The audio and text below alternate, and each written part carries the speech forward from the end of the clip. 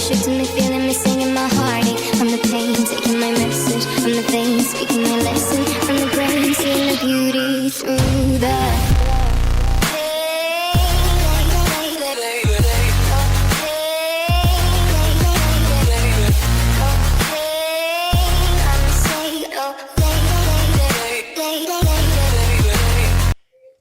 Et yo les amis, c'est le Louveton débrief, j'espère que vous allez bien. Et aujourd'hui on se retrouve pour le débrief de ce Metz Saint-Etienne.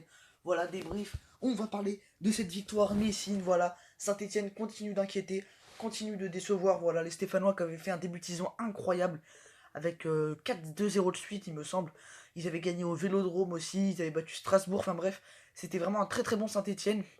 Mais franchement, depuis leur nul contre Nantes, et bah, ils sont largement relâchés. Et là, encore une fois, ce soir, c'était inquiétant. Alors oui, il y avait beaucoup de jeunes. On va revoir la composition, mais il y avait énormément de jeunes. Côté Metz, voilà, c'était vraiment une équipe incroyable. Franchement, Metz, c'est vraiment une très bonne équipe. Une équipe vraiment très voilà, on sent qu'ils veulent, qu'ils ont la dalle, tu vois. Très bon offensivement, très bon défensivement. Franchement, ils ont vraiment maîtrisé cette équipe stéphanoise dans tous les compartiments du jeu. Donc, on va voir la composition des Stéphanois. Voilà, je suis sur ma petite appli France Football.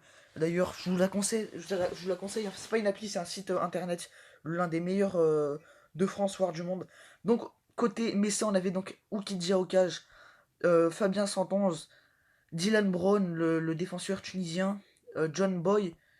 On avait Mathieu Hudol, Abim Maïga. On avait Vincent Pajot, l'ancien joueur.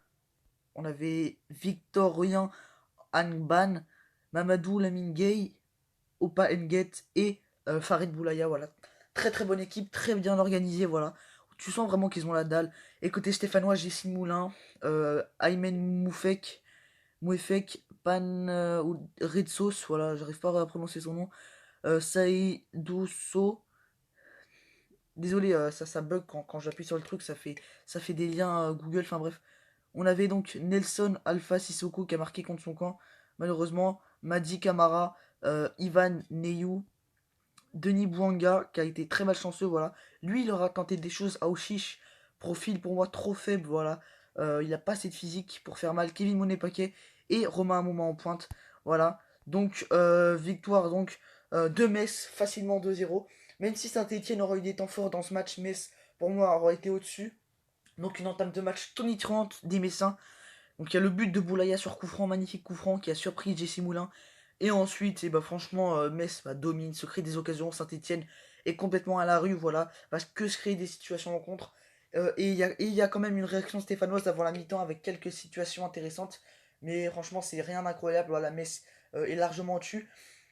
Et donc en deuxième mi-temps, on va avoir une équipe de Metz qui va quand même être largement mieux, voilà, qui va refaire du pressing comme en début de match, va se créer des occasions, voilà, va pousser pour marquer le but. Saint-Etienne qui aura quand même malgré tout ensuite par la suite quelques situations, mais Metz continue d'attaquer, voilà, cette équipe, voilà, tu sens pas qu'il y avait un coup de fatigue, tu sens pas que physiquement ils étaient crevés à la fin, non, ils avaient encore la dalle, c'est vraiment une équipe incroyable.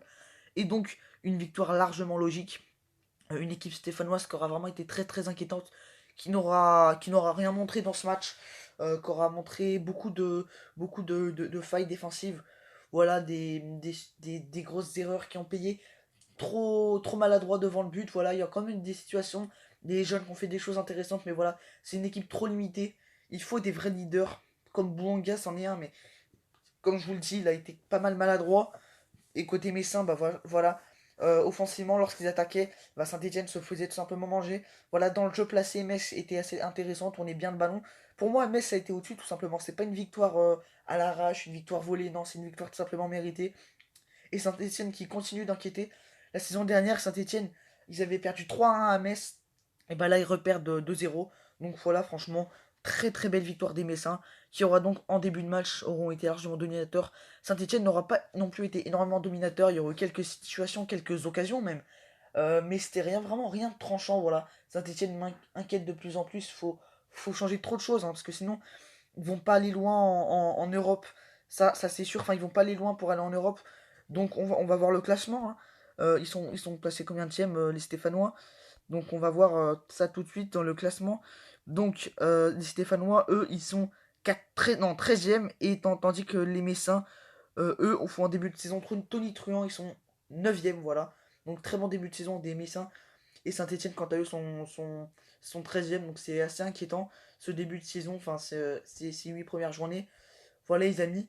Donc c'est tout ce que j'avais à dire sur ce match, voilà. Victoire logique des Stéphanois, enfin des Messins, pardon, excusez-moi. Voilà les amis, dites-moi votre avis en commentaire, en tout cas voilà, c'était le petit débrief de ce Metz Saint-Etienne. Allez les amis, bye.